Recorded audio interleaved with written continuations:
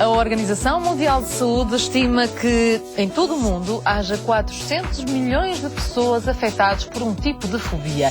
Mas afinal, o que é uma fobia? Onde está a fronteira entre um medo, um receio e algo que depois nos limita nas nossas atividades do dia a dia? É sobre tudo isto que vamos falar no Sociedade Civil de hoje. Antes de falar com os nossos convidados, vou partilhar convosco a nossa primeira reportagem de hoje. O responsável pelo Serviço de Psicoterapia Comportamental do Hospital Júlio de Matos é o psicólogo clínico José Pacheco, faz-nos um enquadramento geral do nosso tema de hoje e depois mais à frente vamos conversar também com o hipnoterapeuta Mário Rui Santos, uma vez que esta pode ser uma solução e é muitas vezes a solução encontrada por muitas das pessoas que se debatem com estes medos e com estas fobias.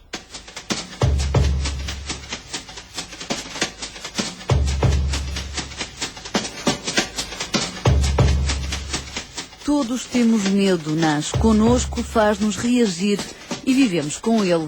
Mas quando começa a ser um medo irracional, exagerado e persistente, então a fronteira é ultrapassada. O medo está associado a um perigo muito óbvio, muito evidente, muito frequente.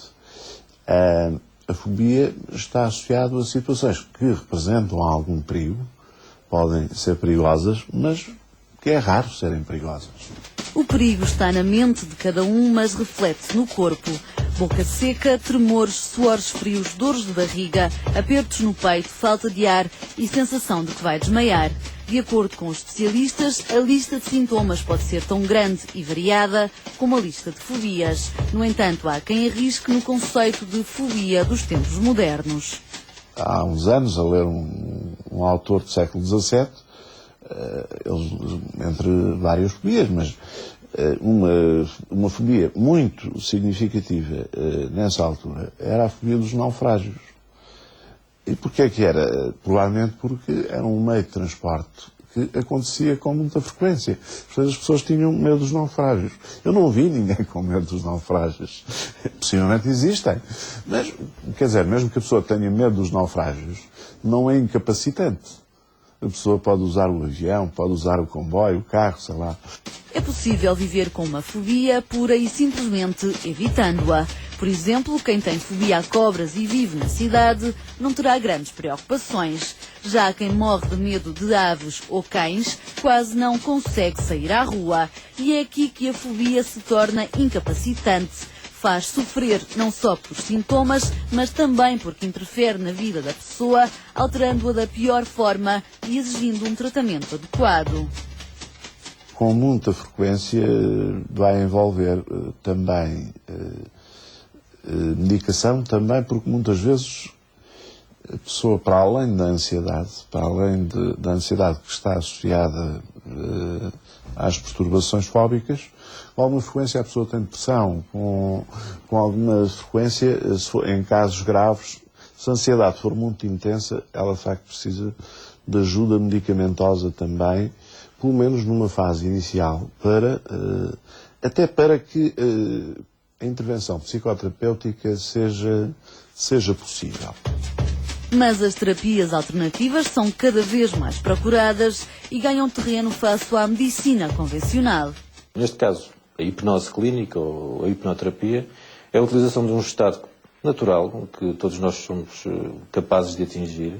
É um estado de relaxamento físico e mental, não tem a ver com o sono, é como se estivéssemos a sonhar acordados, só que temos a capacidade de influenciar e visualizar de acordo com os nossos objetivos. Longe de ser a hipnose típica dos filmes, esta não utiliza pêndulo nem é realizada num palco. Tal como entre médico e paciente, aqui é necessário estabelecer uma relação de confiança para que a pessoa fóbica colabore na própria recuperação. Depois da fase de relaxamento, num local tranquilo, chega a parte de enfrentar o medo. E muitas vezes, como estava a referir, temos de ir mesmo de facto para o campo, para o terreno, para experimentar.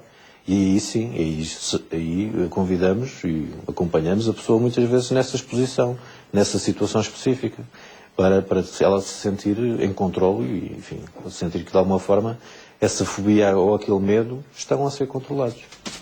Se a pessoa tem, por exemplo, um medo irracional de atravessar uma ponte, o terapeuta ultrapassa o obstáculo com ela. Desconfianças à parte, quando se fala em tratamento, até é possível juntar o convencional e o alternativo. A pessoa que vem até nós vem muitas vezes recomendada também pelo seu médico, pelo seu clínico geral, pelo seu psiquiatra, às vezes até, ou pelo outro psicoterapeuta que eventualmente não tem formação em hipnose clínica. A hipnose sempre teve um problema fundamental, que é o problema da pessoa, enquanto que em todas as outras formas de psicoterapia a pessoa está sempre num estado lúcido, evidentemente que ela na hipnose fica num estado de vulnerabilidade. E isso cria algumas complicações do ponto de vista... criou muitas complicações do ponto de vista da sua utilização. Se for utilizado por pessoas conhecedoras e com formação adequada, não vejo qualquer problema. Existe, no entanto, existem muitas pessoas que usam a hipnose sem terem os conhecimentos adequados para o fazer. Quem defende esta alternativa garante que os resultados são positivos.